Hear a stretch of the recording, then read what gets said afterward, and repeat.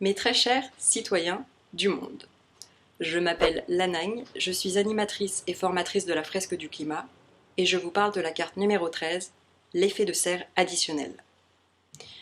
L'effet de serre est un phénomène naturel. La Terre reçoit de l'énergie du Soleil. En conséquence, elle se réchauffe. Pour éviter la surchauffe, la Terre réémet ensuite cette énergie vers l'espace.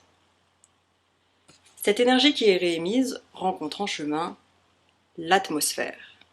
Certains gaz de l'atmosphère sont totalement transparents et laissent passer cette énergie.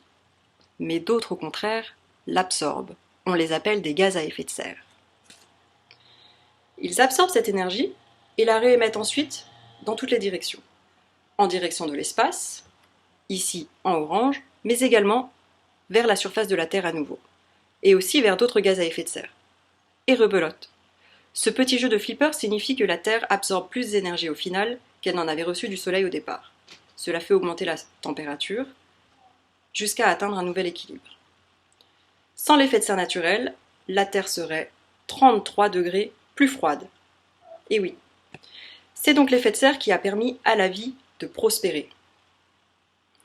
Mais les activités humaines, et en particulier celles qui utilisent des énergies fossiles, le charbon, le pétrole et le gaz, viennent amplifier l'effet de serre. C'est pourquoi on parle d'effet de serre additionnel. Ce qui cause l'effet de serre additionnel, c'est qu'il y a plus de gaz à effet de serre dans l'atmosphère qu'il n'y en a jamais eu depuis 800 000 ans. Et la conséquence de ça, c'est un déséquilibre énergétique. Les scientifiques appellent cela le forçage radiatif. Pour en savoir plus sur les causes et conséquences de l'effet de serre additionnel, je vous invite à jouer à une fresque du climat et à découvrir les autres cartes.